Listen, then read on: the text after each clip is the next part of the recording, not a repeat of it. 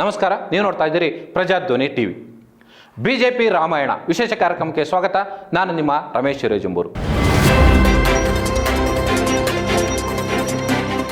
ಕರ್ನಾಟಕದಲ್ಲಿ ಬಿಜೆಪಿ ನಾಯಕರ ವಿಚಾರದಲ್ಲಿ ದಿನೇ ದಿನೇ ಹೊಸ ಹೊಸ ರೀತಿಯ ಊಹಾಪೋಹಗಳು ಶುರುವಾಗ್ತಾ ಇದ್ದಾವೆ. ಈಗಾಗಲೇ ವಿಜೇಂದ್ರ ಅವರು ರಾಜ್ಯಾಧ್ಯಕ್ಷರಾಗಿದ್ದರೂ ಕೂಡ ಅವರನ್ನು ಅಧಿಕಾರದಿಂದ ಕೆಳಗಿಳಿಸಬೇಕು, ಇವರು ಕೇವಲ ದಾಹದಿಂದ ಅಧಿಕಾರವನ್ನು ನಡೆಸಲಿಕ್ಕೆ ಮುಂದಾಗ್ತಾ ಇದ್ದಾರೆ. ಬಿಜೆಪಿಯಲ್ಲಿ ಇರ್ತಕ್ಕಂಥ ಹಿರಿಯ ಯಾವ ನಾಯಕರನ್ನು ಕೂಡ ವಿಶ್ವಾಸಕ್ಕೆ ತೆಗೆದುಕೊಳ್ಳದೆ ದರ್ಬಾರನ್ನು ಮಾಡ್ತಿದ್ದಾರೆ ಅನ್ನುವಂಥ ಆರೋಪಗಳನ್ನು ಈಗ ಬಹಳಷ್ಟು ನಾಯಕರು ಆಡ್ತಾ ಇದ್ದಾರೆ. ಬಿಜೆಪಿಯಲ್ಲಿ ಇನ್ನೂ ಮುಗಿಯುತ್ತಿಲ್ಲ ರಾಮಾಯಣ. ಬಣ ಬಡಿದಾಟದಿಂದ ಹೈರಾಣಾದ ಹೈಕಮಾಂಡ್. ಜಂಗಿ ಕುಸ್ತಿ ಬಿಡಿಸಲು ವರಿಷ್ಠ ನಾಯಕರ ಸರ್ಕಸ್. ಯತ್ನಾಳ್ ವಿಜಯೇಂದ್ರ ಕಿತ್ತಾಟದಲ್ಲಿ ಕಾರ್ಯಕರ್ತರು ಕಂಗಾಲು.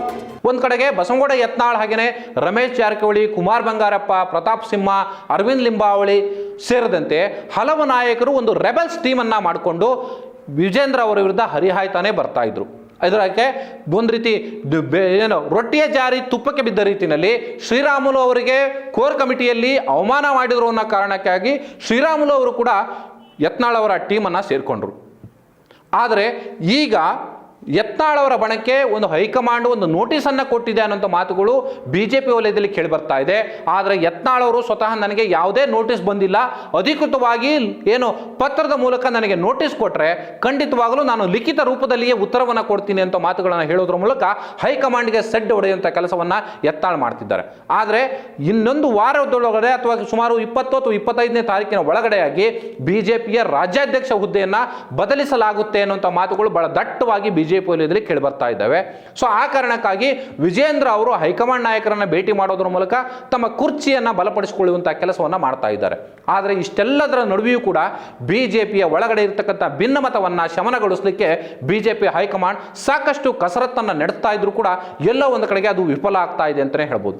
ದೆಹಲಿಯಲ್ಲಿ ಈಗಾಗಲೇ ಬಿಜೆಪಿ ಜಯಬೇರಿಯನ್ನು ಬಾರಿಸೋದ್ರ ಮೂಲಕ ಇಡೀ ದೇಶದಲ್ಲಿ ನರೇಂದ್ರ ಮೋದಿ ಅವರ ನಾಯಕತ್ವವೇ ಸರಿ ಅನ್ನುವಂಥ ನಿಟ್ಟಿನಲ್ಲಿ ಬಿಜೆಪಿ ಹೈಕಮಾಂಡ್ ನಾಯಕರು ಬಿಂಬಿಸುವ ಪ್ರಯತ್ನವನ್ನು ಮಾಡ್ತಾ ಇದ್ರೆ, ಇತ್ತ ಕರ್ನಾಟಕದಲ್ಲಿ ಇಡೀ ಪಾರ್ಟಿಗೆ ಒಂದು ರೀತಿ ಡೋಲಾಯಮಾನ ಸ್ಥಿತಿಯಲ್ಲಿ ಇರ್ತಕ್ಕಂಥದ್ದನ್ನು ನೋಡಿ ಬಿಜೆಪಿ ಹೈಕಮಾಂಡ್ ನಾಯಕರು ಕರ್ನಾಟಕಕ್ಕೆ ಬರುವ ವಿಚಾರದಲ್ಲಿ ದಿನೇ ದಿನೇ ಮೀನಾಮೇಷವನ್ನು ಎಣಿಸ್ತಿದ್ದಾರೆ.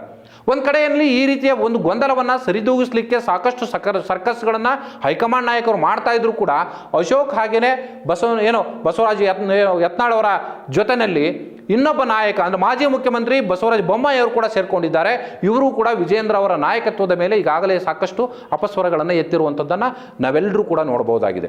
ಆದರೆ ಯತ್ನಾಳ್ ಅವರು ಜೊತೆಗೆ ಬಸವನಗೌಡ ಪಾಟೀಲ್ ಯತ್ನಾಳ್ ಅವರ ಜೊತೆಯಲ್ಲಿ ಇರತಕ್ಕಂಥ ಇಡೀ ಟೀಮು, ಹಾಗೆಯೇ ಬೊಮ್ಮಾಯಿ ಅವರು, ಆರ್ ಅಶೋಕ್ ಅವರು ಸೇರಿದಂತೆ ಎಲ್ಲ ನಾಯಕರು ಕೂಡ ವಿಜೇಂದ್ರ ಅವರ ಮೇಲೆ ಯಾಕೆ ಹರಿಹಾಯ್ತಿದ್ದಾರೆ ಅಂದರೆ, ಯಾರನ್ನೂ ಕೂಡ ವಿಶ್ವಾಸಕ್ಕೆ ತೆಗೆದುಕೊಳ್ಳದೆ ಪಕ್ಷವನ್ನ ನಾನೇ ಮುನ್ನಡೆಸ್ತೀನಿ ಅನ್ನುವಂಥ ನಿಟ್ಟಿನಲ್ಲಿ ವಿಜೇಂದ್ರ ಅವರು ಹೋಗ್ತಾ ಇರುವಂಥ ಕಾರಣಕ್ಕಾಗಿ, ಜೊತೆಗೆ ಯಡಿಯೂರಪ್ಪನವರು ಅಧಿಕಾರದಲ್ಲಿದ್ದಂಥ ಸಂದರ್ಭದಲ್ಲಿ ನಕಲಿ ಸಹಿಯನ್ನು ಬಳಸಿ ವಿಜೇಂದ್ರ ಅವರು ಯಡಿಯೂರಪ್ಪನವರನ್ನ ಕಾನೂನಾತ್ಮಕವಾಗಿ ಕಟ್ಟಿ ಹಾಕಿದ್ರು, ಜೈಲಿಗೆ ಕಳಿಸಿದ್ರು ಅನ್ನೋಂಥ ಅಪವಾದಗಳು ಬಹಳಷ್ಟು ಕಡೆಗಳಲ್ಲಿ ಇವತ್ತು ಬಿಜೆಪಿ ನಾಯಕರಲ್ಲೇ ಹರಿದಾಡ್ತಾ ಇದ್ದಾವೆ. ಸೊ ಇದರ ನಡುವೆ ಈ ಒಂದು ಮನೆಯೊಂದು ಮೂರು ಬಾಗಿಲು ಅನ್ನೋ ರೀತಿಯಲ್ಲಿ ಇವತ್ತು ಬಿಜೆಪಿ ನಾಯಕರು ಒಂದು ರೀತಿ ಬಡಿದಾಡ್ತಾ ಇರುವ ಕಾರಣಕ್ಕಾಗಿ ಈ ಬಣ ಬಡಿದಾಟದ ಹಿನ್ನೆಲೆಯಲ್ಲಿ ಕಾರ್ಯಕರ್ತರು ಹೈರಾಣಾಗಿ ಹೋಗಿದ್ದಾರೆ. ಹೈಕಮಾಂಡ್ ನಾಯಕರು ಇವರ ಗೊಂದಲಗಳನ್ನು ಬಗೆಹರಿಸಲಿಕ್ಕೆ ಎಷ್ಟೇ ಪ್ರಯತ್ನ ಪಟ್ಟರೂ ಕೂಡ ಅದು ಫಲ ನೀಡ್ತಾ ಇಲ್ಲ ಒಂದು ಕಡೆ. ಆದರೆ ಮತ್ತೊಂದು ಕಡೆಯಲ್ಲಿ ಈ ಗೊಂದಲಗಳಿಂದಾಗಿ ಕಾರ್ಯಕರ್ತರು, ಪಕ್ಷಕ್ಕಾಗಿ ಹಗಲಿರುಳು ದುಡಿತಾ ಇರುವಂಥ ಕಾರ್ಯಕರ್ತರು ಇವತ್ತು ಸಂಪೂರ್ಣವಾಗಿ ಬೇಸತ್ತು ಹೋಗಿದ್ದಾರೆ ಅನ್ನುವಂಥ ಮಾತುಗಳು ಪಕ್ಷದ ವಲಯದಲ್ಲೇ ಕೇಳಿ ಬರ್ತಾ ಇದೆ.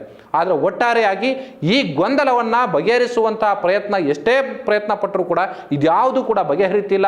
ಇದು ಒಂದು ರೀತಿ ದಿನನಿತ್ಯದ ರಾಮಾಯಣ ಆಗಿಬಿಟ್ಟಿದೆ ಅನ್ನುವಂಥ ಮಾತುಗಳು ಬಿಜೆಪಿ ವಲಯದಲ್ಲಿ ಇವತ್ತು ದಟ್ಟವಾಗಿ ಕೇಳಿ ಬರ್ತಾ ಇದ್ದಾವೆ. ಅದೇನೇ ಆದರೂ ಕೂಡ ಈ ತಿಂಗಳ ಅಂತ್ಯದ ಒಳಗಡೆ ಬಿಜೆಪಿಯ ರಾಜ್ಯಾಧ್ಯಕ್ಷ ಹುದ್ದೆಗೆ ಹೊಸ ನಾಯಕರನ್ನ ಕರೆತರುವಂಥ ಪ್ರಯತ್ನ ಹೈಕಮಾಂಡ್ ಮಾಡ್ತಾ ಇದೆ. ಅದು ಎಷ್ಟರ ಮಟ್ಟಿಗೆ ಯಶಸ್ವಿ ಆಗುತ್ತೆ ಅನ್ನೋದನ್ನ ಕಾದು ನೋಡೋಣ. ಇದು ಈ ಹೊತ್ತಿನ ವಿಶೇಷ. ನಮಸ್ಕಾರ.